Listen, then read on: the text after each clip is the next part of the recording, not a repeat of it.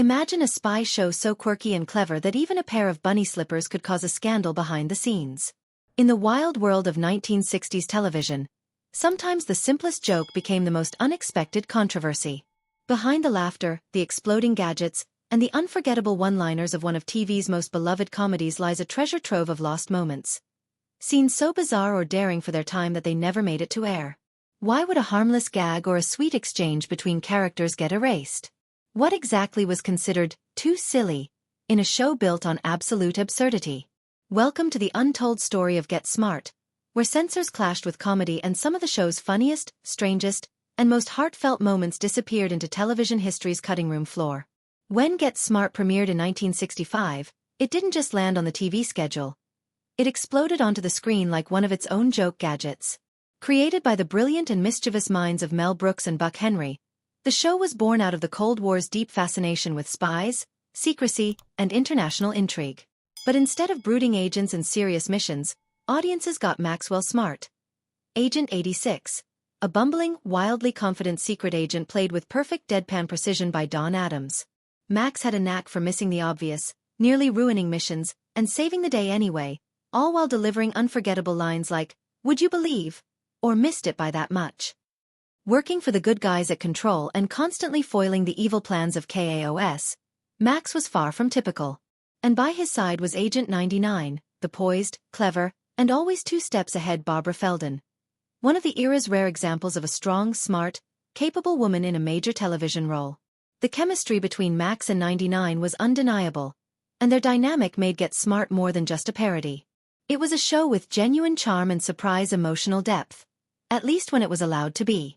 Because despite all its success, the show wasn't immune to the pressures of old-school television standards. There were invisible dogs, exploding phones, and villains with names like the Craw, but even in this delightfully ridiculous universe, not everything was fair game. One of the most talked-about deleted scenes is still a mystery decades later. The infamous bunny slipper moment. In this lost gem from Season 2, Max reportedly walked into Control headquarters in a full suit, except for one detail. On his feet, giant, fluffy, pink bunny slippers. His expression?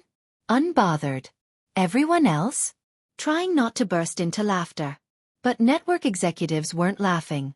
Despite its harmlessness, the scene was cut for being too silly, which feels ironic considering the very premise of the show was built on wild, exaggerated humor.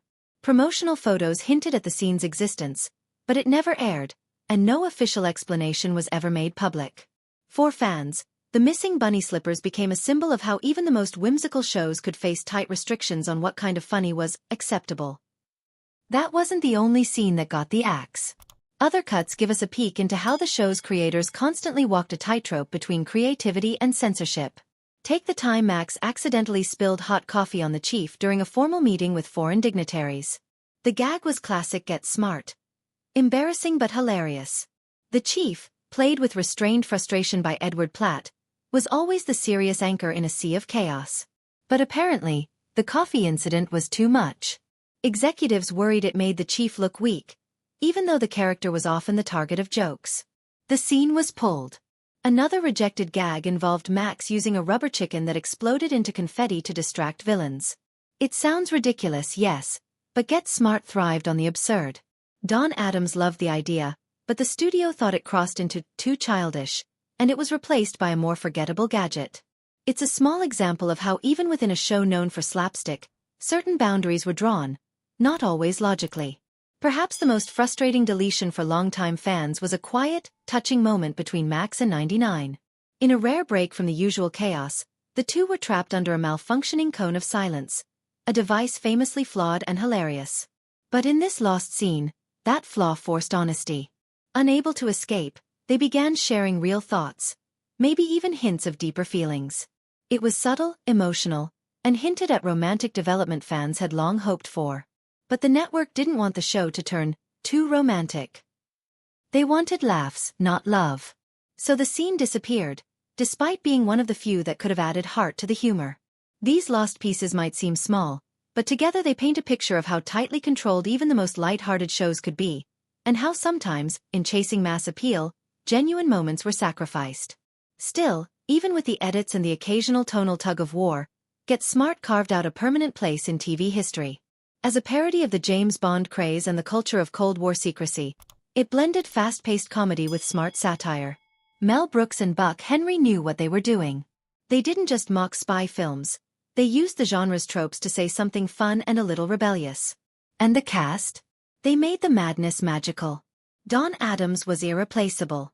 His voice, his timing, his ability to make Max Smart lovable despite his endless blunders, it was gold. He wasn't just playing a character. He was Max Adams won 3 Emmys for the role and carried it with him long after the show ended.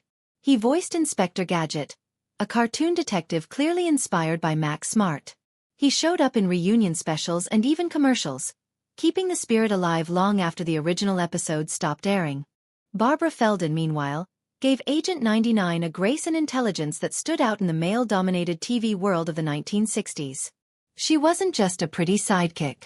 She was the brain, the planner, and often the one who actually got things done. Her portrayal helped shift the portrayal of women on television, even if the show never gave her equal comedic weight. And Edward Platt as the chief was the perfect counterbalance. A man forever on the edge of a breakdown thanks to Max, but holding it together with exasperated dignity. The supporting cast added even more flavor. Bernie Koppel as Siegfried, the oddly charming KOS villain, Dick Gautier as Himmy the robot, whose literal thinking created classic comedy moments, and Robert Carvelas as Larrabee, the lovable but clueless control agent. Even brief guest appearances from stars like Lynn Peters and Ellen Weston added personality to the universe of Get Smart. Of course, no show is perfect. As much as fans adored the gadgets, the jokes, and the catchphrases, Get Smart had its rough spots. Critics often pointed out that the humor could get repetitive. Catchphrases like, "Sorry about that," "Chief," and "Would you believe," were brilliant the first few times but risked becoming crutches. The format, Max gets a mission, bungles it, saves the day by accident, worked, but didn't evolve much over the seasons. Some characters stayed locked in their roles, especially Max, whose lack of growth sometimes frustrated viewers hoping for something new. And while Agent 99 broke some barriers, she was still often framed around her relationship to Max, rarely getting storylines of her own. Representation was another weak point. In today's light, the show's diversity, or lack of it, is noticeable. Ethnic characters were few, and when they did appear, it was sometimes through outdated stereotypes. The balance between satire and slapstick also wasn't always smooth. Some episodes felt chaotic or rushed, like the writers weren't sure whether they were writing a spy show, a sitcom, or a cartoon. And the refusal to deepen emotional moments meant some opportunities for lasting impact were missed. Yet despite all this, Get Smart remains a gem. Not just because it made people laugh, but because it captured something specific and magical about its time. It poked fun at a culture obsessed with secrecy and danger. It made the ridiculous feel normal. It took a genre built on tension and turned it into a playground. The lost scenes, the bunny slippers, the rubber chicken, the honest conversation under the cone of silence, they remind us of how much creativity lives on the edge of what's allowed. They hint at a version of the show that could have been even more daring, more touching, and even funnier. Maybe someday, those clips will surface. Maybe fans will finally get to see Max waltz into headquarters in his bunny slippers, perfectly serious, surrounded by giggling agents.